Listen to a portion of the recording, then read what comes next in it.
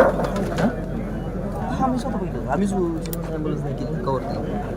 म्हणजे आधी सुरुवातीला 200 डिस्टन्सला वर होतं विमान. मग ते एवढं ह्याच्यावर रनवे कॅच झाला नाही. मग तिनं पहिलाच कर्व घेतला आणि दुसऱ्या कर्वला ती जास्त खाली आली. जास्त खाली आल्यावर तिला धावपट्टी आणि ह्याच्यात धुक्याच्या ह्याचा अंदाज आला नाही. तिनं काय केलं, ह्या साईडला म्हणजे बाहेरच्या साईडला असल्यामुळं ना रनवेला गेलीच नाही, त्यामुळे ती क्रॅश झाली धावपट्टीच्या बाजूला. म्हणजे ती 100% शुअर इथल्या याला आली नसणार आहे एअरपोर्टला.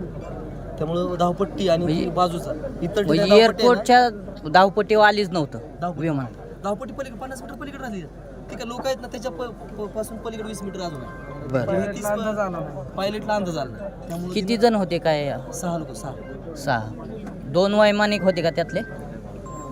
हे चेअर दादांची VIP चेअर.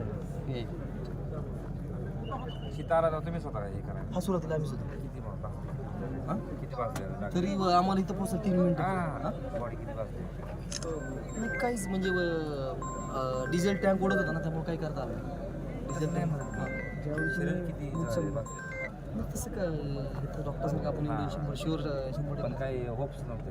काही होप्स नाही. पण ती गरम असते म्हणून त्यात VIP आपलं SPUG उद्यापर्यंत त्यांनी हात लावला म्हणून बॉडीला कॅच पण करता आलं.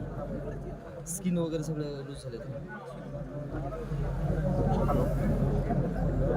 बॉड्या कुठं नेल्यात सर? हॅलो, हाताचं हे होतं ना ब्रेसलेट आणि ते दादाचे कपडे आहेत ना त्याच्यावर जा घेऊन ये आणि सीट फेकली त्यामुळे नानांना सांग त्याला सेफ गार्ड असतं ना, सेफ गार्ड आहे ना, त्याच्यामुळे डिस्टन्स 30 ते 50 मीटरपर्यंत उडून जाते चेअर. इथे या इथे थोडं रक्त नॉर्मली झालं काय कपड्याला जसं आहे ना तसंच.